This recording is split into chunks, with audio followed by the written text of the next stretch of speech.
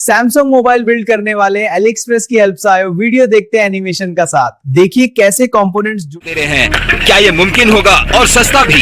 Samsung Galaxy phone scratch से बनाना, वो भी सिर्फ अली एक्सप्रेस से। इन पैकेजों के अंदर वो सारी चीजें हैं जो हमें आवश्यक होंगे S22 अल्ट्रा को असेंबल करने। मुझे मिले सबसे सस्ते लेकिन सबसे ज्यादा रिव्यू वाले पार्ट्स। तो उम्मीद है कि कोई समस्या नहीं होगी, पर क्या पता हो भी सकती है। अरे बाप रे, यहाँ पे तो कई सारे पार्ट्स हैं। तो हमने S22 अल्ट्रा इसलिए चुना क्योंकि S22 अल्ट्रा का रिफर्बिश्ड प्राइस $500 का है, जिसे हम मात देना चाहते हैं। पर ये सारी सामग्री काफी महंगी है, जिसके भुगतान के बारे में हम आपको वीडियो के अंत में बता देंगे। पहले तो हमारे पास आते हैं फोन के रेयर कैमरास, लेकिन मुझे नहीं पता कि ये ओरिजिनल है या नहीं। वो शायद होंगे और प्रोटेक्टेड भी थे, जो अच्छा है। ये काफी महंगे भी थे, मतलब ओवरऑल कॉस्ट के तौर पर, और उम्मीद है कि ये अच्छा काम करेगा। अब इस पैकेज में हमारे पास S Pen है। S Pen वैसे काफी सस्ता होता है खरीदने के लिए, लेकिन इस पे लिखा है नो ब्लू, तो इसका मतलब ये हो सकता है कि इसमें ब्लूटूथ काम नहीं करेगा, जो निराश कर सकता है। और उसके बाद आता है, ये क्या है? ओह, ये हमारा फ्रंट कैमरा है और ये काफी सस्ता भी है बाकी कंपोनेंट्स के मुकाबले। इसे यहाँ छोड़ देते हैं। अगला आइटम ये बॉक्स पैकिंग में आता है, तो शायद काफी इंपॉर्टेंट होगा। चलो उसे निकालते हैं। और ये अमुख का LCD है। जाहिर सी बात है कि ये हमारा LCD डिस्प्ले है। मैं इसे खोलता हूँ और अच्छे से देखेंगे इसे।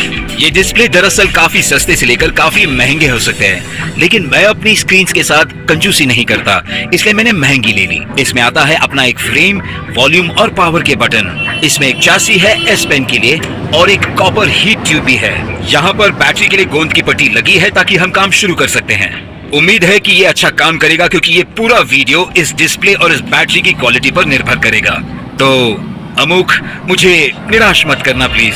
यहाँ पर हमारे पास है चार्जिंग पोर्ट। अब यहाँ S22 अल्ट्रा के साथ हर बोर्ड का अपना एक सीरियल कोड होता है, जो हर इलाके के फोन के लिए अलग होता है। तो बोर्ड के साथ सीरियल नंबर्स मैच करना जरूरी होता है। तो जाहिर है यहाँ पर चार्जिंग पोर्ट है, सिम कार्ड है और यहाँ पर एक माइक्रोफोन के साथ बाकी कंपोनेंट्स भी है। इसे यहाँ रख देते हैं। और ये है एक और इम्पोर्टेंट पार्ट, जो है हमारा वायरलेस चार्जिंग मॉड्यूल, जो आता है स्पीकर्स के साथ। और मैं काफी खुशकिस्मत हूँ कि ये तीनों चीजें मुझे अली एक्सप्रेस पर एक पैकेज के तौर पे मिल गया, जो दरअसल अलग लेने जाओगे तो काफी महंगा हो सकता है। अब इस बॉक्स में इस वीडियो के लिए लगने वाला सबसे अहम हिस्सा है।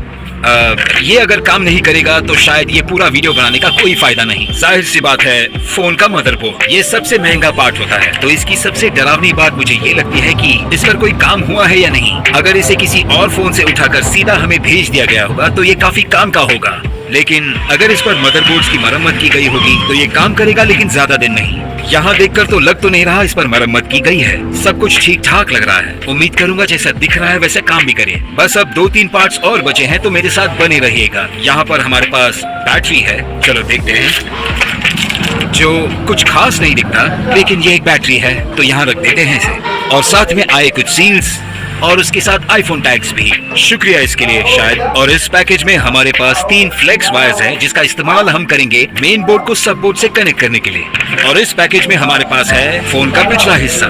जाहिर सी बात है, सैमसंग लोगो कवर किया है ताकि कस्टम्स में प्रॉब्लम ना हो, लेकिन ये काफी अच्छे से बनाया है, एकदम ओरिजिनल की तरह।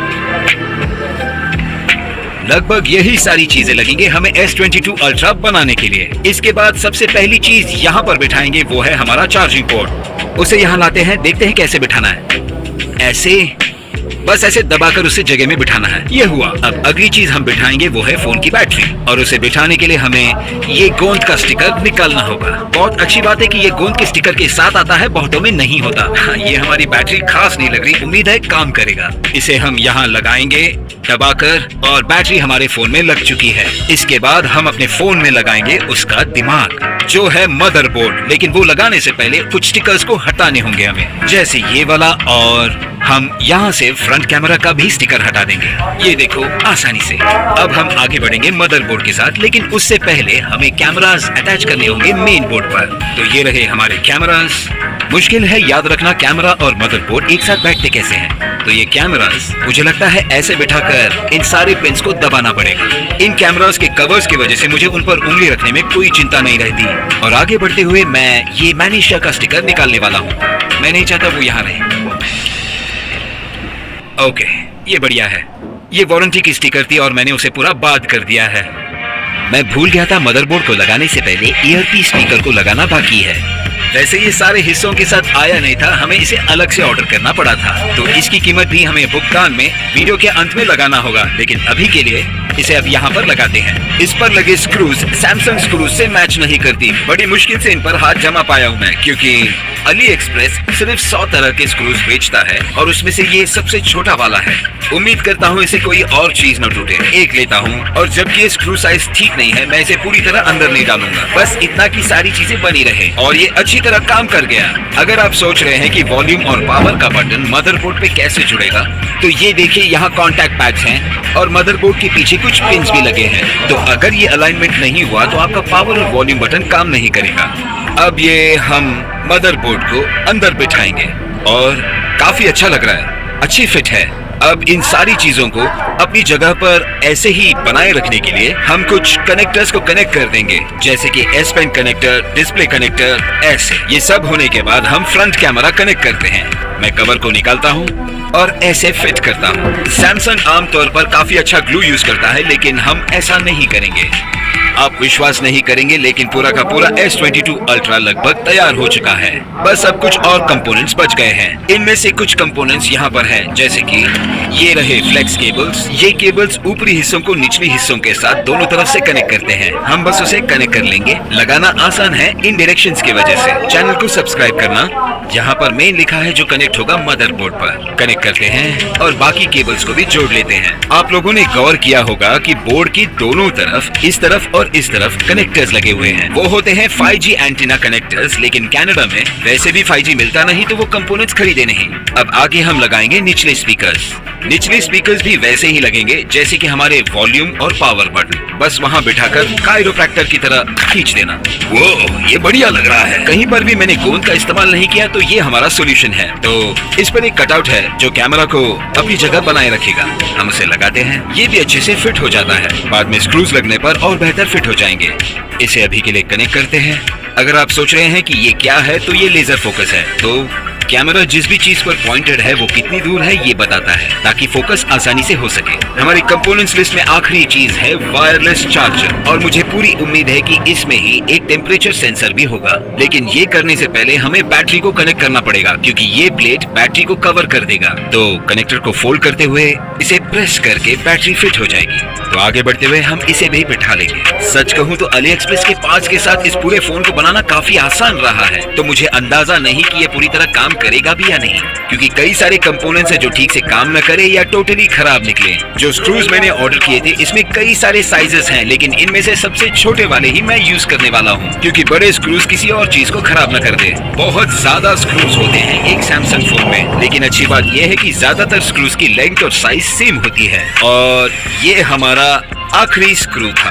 तो अब चलकर हम हमारे कैमरास के प्रोटेक्टर्स को निकाल सकते हैं। एक एक करके उन्हें निकालेंगे। यहाँ पर गंदगी जमी है, थोड़ी सी धूल जमी है कैमरा पर। और अब आखिरी चीज लगाने को बाकी है, हमारा बैक कवर।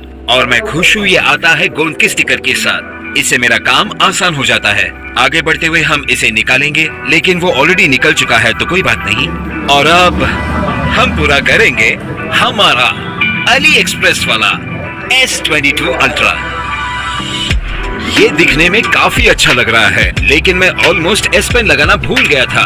बात करूं सिम ट्रे की, लगा मुझे बाकी पार्ट्स के साथ वो भी आ जाएगा, लेकिन आया नहीं। तो ये फोन मुझे काफी परेशान करता है, क्योंकि सारे पार्ट्स एक साथ आए नहीं, उन्होंने कंजूसी की।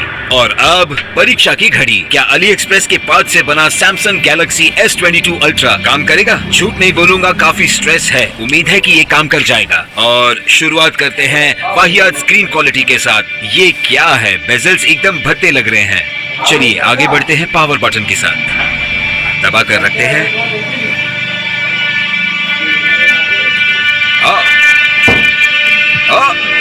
ये मुमकिन नहीं। और हम पहुंच गए होम स्क्रीन पर। तुम जानते हो ये चाइना से है क्योंकि वेदर अपडेट बीजिंग से आ रहा है, लेकिन यहाँ फोन अच्छे से चल रहा है। हालांकि बहुत ही बदसूरत स्क्रीन है, हमें फिर भी आगे बढ़कर सब कुछ टेस्ट करना होगा कि ये काम करता है या नहीं। अभी तक तो सब ठीक है। इस फोन को टेस्ट करने के लिए हम इस्तेमाल करेंगे सैमसंग डिवाइस केयर ऐप। ये सैमसंग फोन के लगभग सारे फीचर्स टेस्ट करता है और ये काफी काम की चीज है। टेस्ट के रिजल्ट्स आ चुके हैं और हमारे पास 22 चीजें ठीक ठाक काम कर रही हैं और 2 चीजें काम नहीं कर रही हैं, जो कि ताज्जुब की बात नहीं है। और पहली चीज जो काम नहीं कर रही वो है फोन की वाइब्रेशन। ये फोन वाइब्रेट नहीं कर रहा। वाइब्रेशन मोटर निचले स्पीकर्स में होते हैं जो हमने इंस्टॉल किए थे, लेकिन अब ये काम नहीं कर रहा तो बड़ी निराशा की बात है। अगली चीज जो काम नहीं कर रही वो है S Pen। अब S Pen में ब्लूटूथ नहीं है तो ज्यादातर ये दिखावा और स्टाइलस की तरह काम करेगा।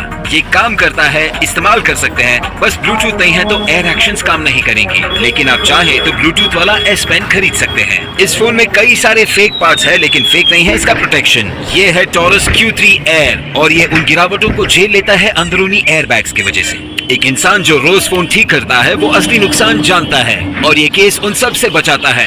नहीं, ये बाहर भी नहीं निकलता। पिछले हिस्से में इसका एक सिंगल मैगसेफ रिंग है जो काम करता है स्टैंड के तौर पर। ये किसी भी एंगल में लॉक होता है जो काम की चीज है। ये वर्टिकल रिकॉर्डिंग में काम आता है या बैग में लटकाने में या मैग्नेटिक सरफेस पर जब तुम काम कर रहे हो। इनके बटन्स बदले जा सकते हैं और कई सारे कलर्स में आते हैं जिन्हें तुम जब चाहो जैसे चाहो बदल सकते हो। दोनों तरफ टेक्सचर ग्रिप दिए गए हैं जिससे फोन गिरने से बचता है। इस केस में अपना फोन कई बार गिराने के बाद मैं कह सकता हूँ ये मेरा पसंदीदा है और सबसे ज्यादा मुझे पसंद है ये। हाँ, ये मैं काफी करता हूँ। डिस्क्रिप्शन में इसकी लिंक है, जल्दी खरीद लेना। इस फोन के सारे पार्ट्स अली एक्सप्रेस पर ढूंढ निकालना काफी मुश्किल था और काफी महंगा भी। मदरबोर्ड की कीमत ही 174 कनेडियन डॉलर की थी और इसकी स्क्रीन और उसके सारे पार्ट्स $96 में आए और बाकी सारे पार्ट्स इतने महंगे नहीं थे और कई सारे कूपन्स के लगने पर और कई तरकीबों के बाद जिससे हमारी फोन की कीमत कम रखी जा सके, अली एक्सप्रेस से बना हमारा फोन S22 अल्ट्रा की कीमत $402 कनेडियन डॉलर्स और 72 सेंट्स की है, जो कि किसी भी रिफर्बिश्ड S22 अल्ट्रा के मुकाबले $100 सस्ती है। तो अगर देखे तो मैं कहूँगा हमें कामयाबी मिली। अगर तुम निचले बेजल और बाकी कुछ खामियों को नजरअंदाज कर सको तो